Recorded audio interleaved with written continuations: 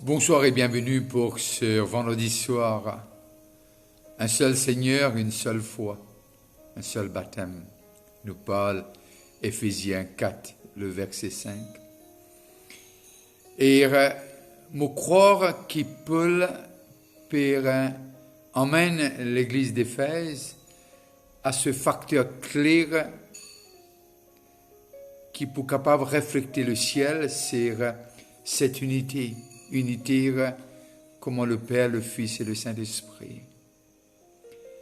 Et hier, nous étions un peu ensemble de ce qui est un seul Seigneur et nous sommes capables de comprendre que Jésus-Christ en lui-même, il y a un élément qui apporte l'unité. Jésus-Christ en lui-même, il y a un élément qui rassemble, il y a un rassembleur. Jésus-Christ lui-même, sa présence lui apporte il attire. Dire, quand il peut vraiment être élevé, il peut attirer les gens. Et là, nous trouvons de ce qui est Jésus-Christ, un seul Seigneur, dans ce grand thème d'unité, et l'y faire énorme, le facteur clé de l'unité. Encore une fois, on veut saluer ceux qui peuvent nous localement et ceux qui peuvent nous de l'étranger. Que Dieu bénisse. Et là, lorsque nous avons un seul Seigneur, nous pouvons comprendre, nous pouvons causer un Seigneur qui n'est pas passif. C'est pas simplement un nom qui nous cite, mais une réalité d'une relation avec Jésus-Christ. Si nous gardons nous les yeux fixés leur lit, l'hypo préserve l'unité de l'Église. Nous devons comprendre de ce que Christ pas le centre. Christ ne peut pas être la tête.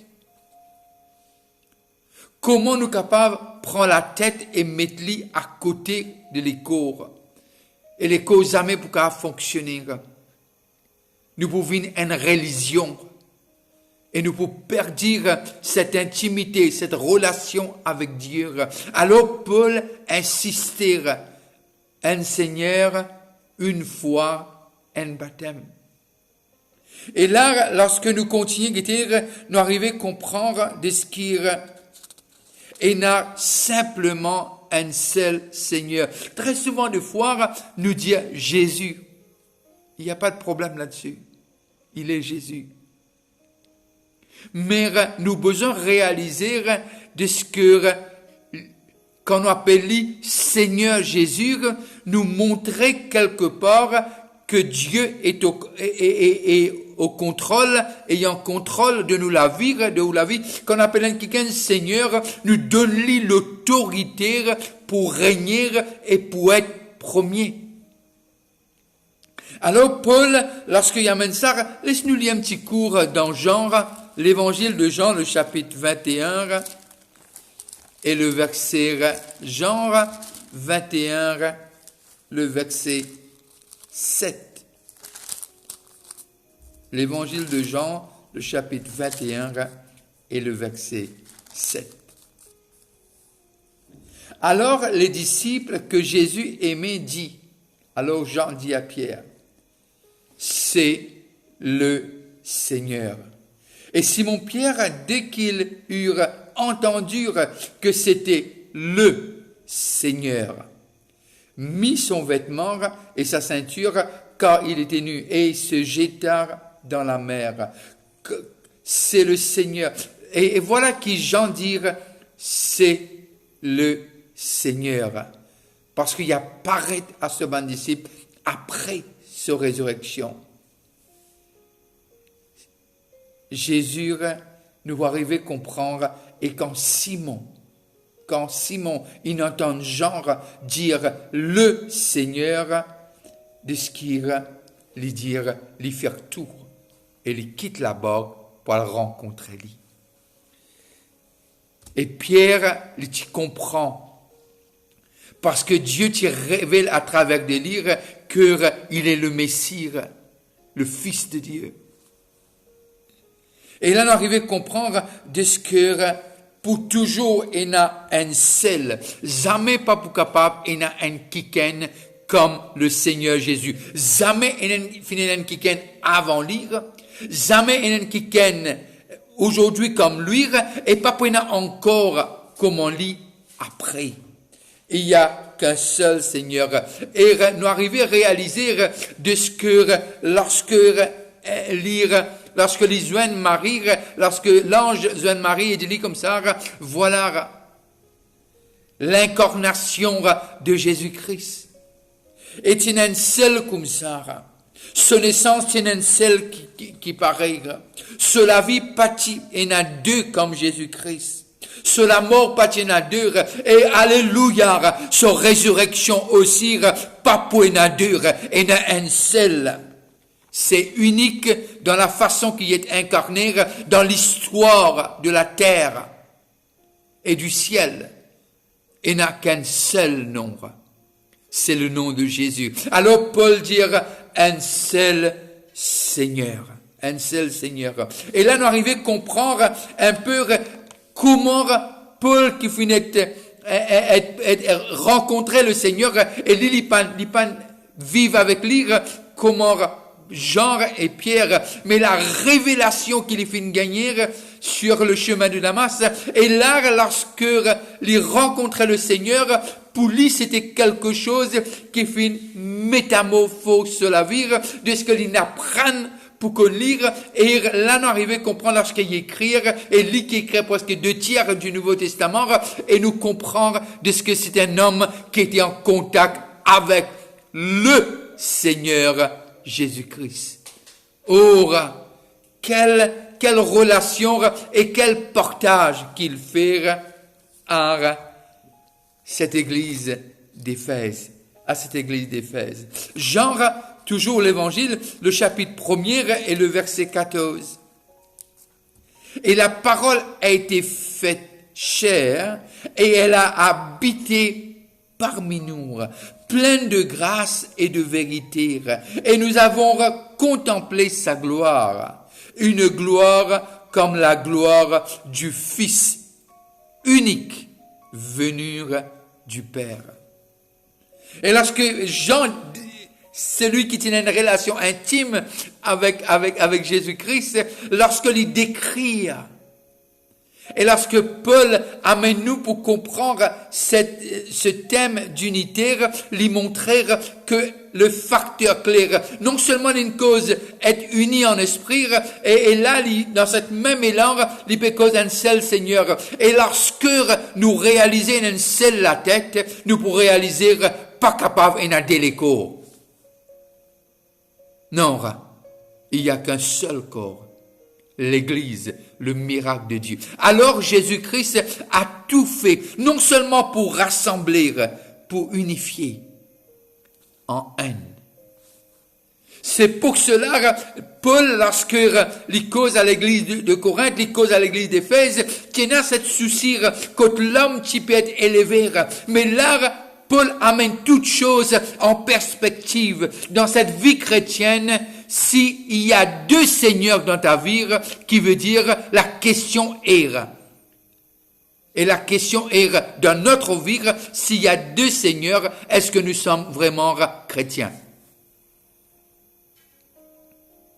Il n'y aura jamais, quand je dis jamais, il n'y aura jamais deux Jésus.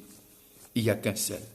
Ce que Paul nous apporte. À un moment donné, il dit, même si quelqu'un d'autre vient vous apporter un autre message, qui soit anathème, parce que lui, il assure, il a eu cette relation, non seulement qu'il parle par conviction, il parle par cette relation intime qu'il avait avec l'Esprit de Dieu, avec le Seigneur et avec son Dieu.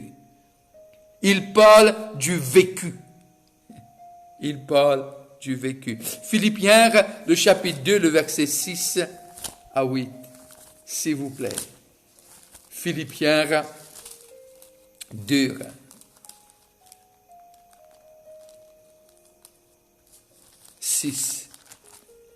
Ah oui. Et voilà ce qu'il nous dit.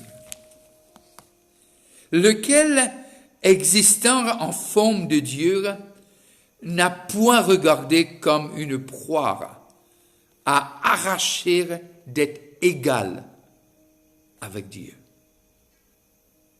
À être égal avec Dieu. Mais s'est dépouillé lui-même en prenant une forme de serviteur, en devenant semblable aux hommes, et ayant paru comme un simple homme.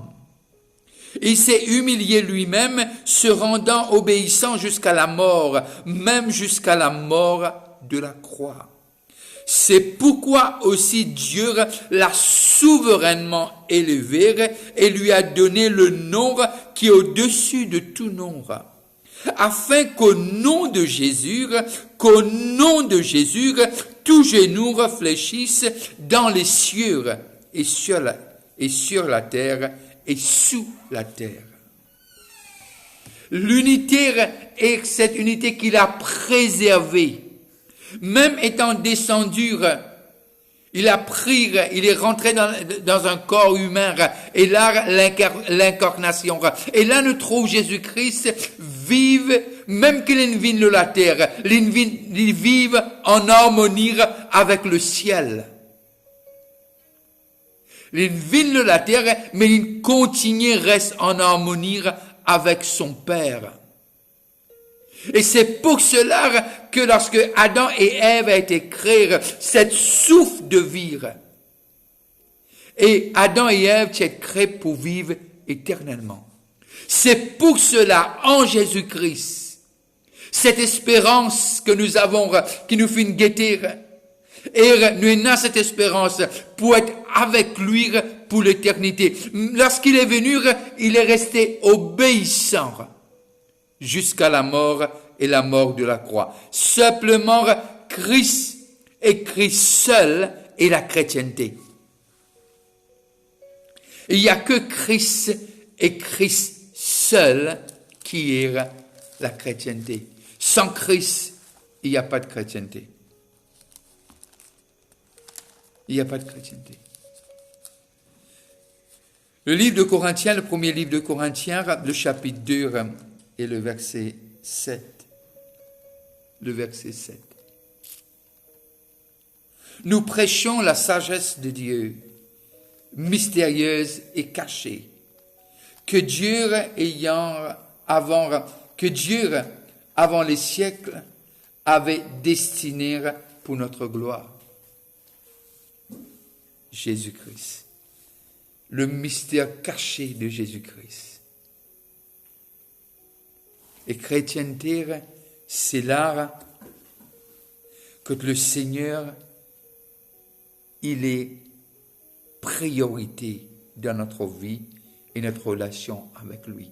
C'est ça que Paul explique l'Église d'Éphèse. L'unité, c'est quoi? L'unité, c'est rester haine.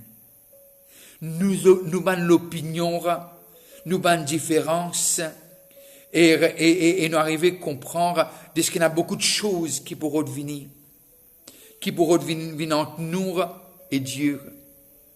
Il y a beaucoup d'opinions parfois qui se forment vraiment des divisions dans le corps. Mais seulement nous avons qu'à comprendre de ce qu'il n'y a que Jésus et en lui seul qui nous est capable de rester unis. Il y a beaucoup de choses qui aussi nous pas pour d'accord. Et pas d'accord veut pas dire nous pas capables de rester haine. Pas d'accord veut nullement dire qu'il nous besoin sépare nous. Non. Non. Nous besoin arriver à comprendre et il y a quelqu'un qui unifie nous.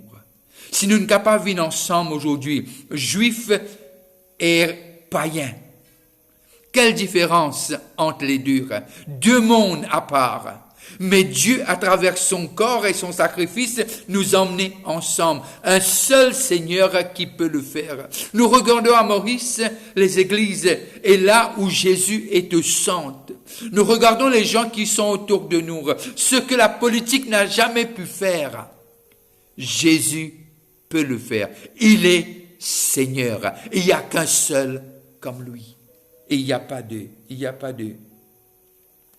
Il faut pas, lorsque nous perdons la grandeur et l'immensité, la souveraineté du Seigneur Jésus-Christ, nous commençons à perdre des boussoles, nous commençons à perdre des repères.